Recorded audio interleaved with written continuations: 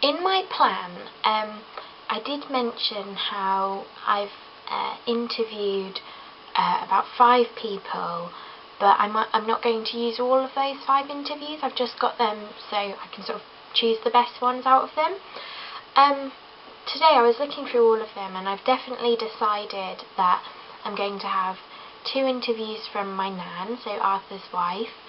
I wanted to have 2 from my brother, Arthur's grandson, and then 1 from my uncle, so Arthur's son. But when I placed the second interview of my brother in, I noticed that I was filling the 5 minutes time slot up really quickly, so I left it in for a bit and started editing around it. But I then realised that by the time, because I haven't filmed the beginning of it yet, by the time I've got that in, I will be taking up quite a lot of time. So I've decided to take out the second interview from my brother, because it sort of takes up a lot of time, and there's a lot more that I want to put in as well. When I was watching, sort of listening and watching to the interview of my brother, I realised that there's quite a lot of archive footage that I could put in. Although in my plan I was going to have a separate part of just the archive footage on its own, I've decided that now that I'm editing, I want to include it within the interviews. So to do that, what I did was I sort of imported the images that I wanted, and I laid it over the top of the interview, and I had to adjust the positioning scale of it within the motion tab. And I just had to put little timers on it for when I wanted it to sort of fade in and out and move around the screen. And so I did that with several of them, and then obviously I had to render that as well. And then once I'd done that, I watched it through, and obviously because I'd put 2 or 3 together, I had to include a transition between them just to make sure that it sort of faded quite nicely. So I put a cross dissolve in between the 2 archive footage files, just so that they sort of went a bit more seamlessly, and you sort of didn't notice the change between them as much, and it just looks a bit neater as well. Then I was watching some more footage that I'd done, and some of previous footage that I'd edited together, and I'd noticed a continuity error that I'd done. I had filmed my brother knocking on the door without a coat on, and then filmed him coming inside the house saying hello with his coat on, and that is when sort of his character's being introduced, and it's supposed to look as though he's just come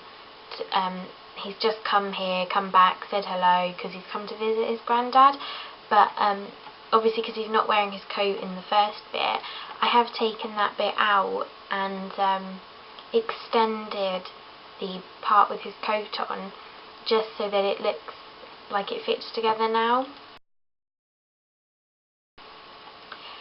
Also, I recorded my voiceover this week, and I recorded it in mono, and I had to make it stereo by sort of doubling it up. My voiceover, when I listened through it, I made particular parts where I could cut it, so I've left gaps, and I went through today and cut it in the places where it needs to be cut, and next week I'm going to start putting it with the video footage, so that it sort of starts coming together as a documentary. This week I really wanted to get the full sort of layout of the video completed, and so I started finishing by importing all of my video files, obviously what I'd recorded so far, that is. So I started including hospital footage that I'd taken of my granddad, And there's a really nice shot that I got of him talking to saying that he doesn't know where my brother is, and my brother then saying, "I'm right here, I'm in front of you." And my brother isn't in the shot then, but you can hear his voice, and I was a bit unsure if that worked. But then after getting some feedback from sort of people who were in my class, they said that because he is speaking before that, because his interview is before, it doesn't matter, because you know that voice, you've sort of heard it before and you can recognise it.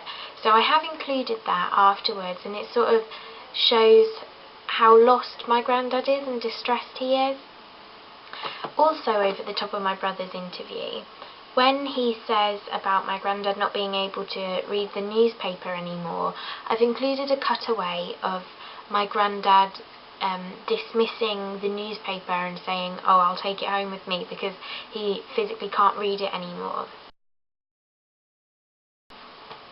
And then after that, I've put in the final interview of my uncle, and I filmed this the opposite to how I filmed the other interviews. So I've got my nan and my brother facing they're on the right hand side of the screen facing the left, whereas with this interview my uncle's on the left hand side facing the right, so there's a bit of versatility there, which sort of breaks up sort of the interview process and makes it look a bit more interesting, I feel.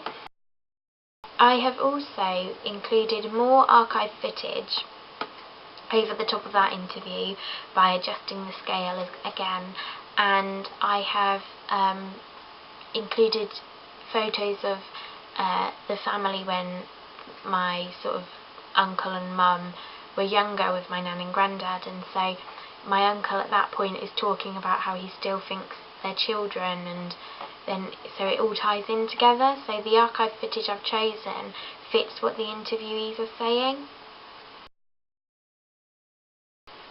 At the end of my documentary, I wanted to include a piece of footage which represents the title. So what I've done is, where I was looking through all the footage that I took of my granddad in the hospital, and there's a bit where he doesn't know what the time is despite looking at his watch. So he's saying it's night time, and then the people around him are saying no, it's daytime, and he's saying it's night time. And I feel that sort of fits in with the title of my documentary, because it's being called Lost in Time, Living with Dementia.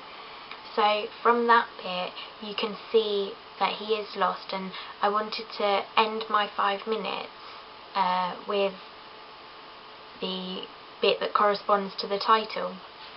Although this documentary that I have made so far does sort of finish quite abruptly, I put a fade on the end of that piece of footage. I was looking over the brief again, and it does say an extract from a documentary, so that is where I would end my extract and then carry it on with more interviews and more footage. So I haven't given it a proper ending as such, because it is just the extract. Next week I plan on filming the beginning of my footage, so what I've got left to film, and I have also now imported my voiceover as well. So after changing it from mono to stereo, it now works really well as well. So I've put the beginning bit of the voiceover in where the video footage would be, and I've included the voiceover in between the parts where it's quite silent as well. I also need to take a wild track, record a wild track, because I've got some sound which doesn't work very well. You can't hear sort of what it's actually doing, and so I need to take a wild track next week as well when I film the rest of my footage.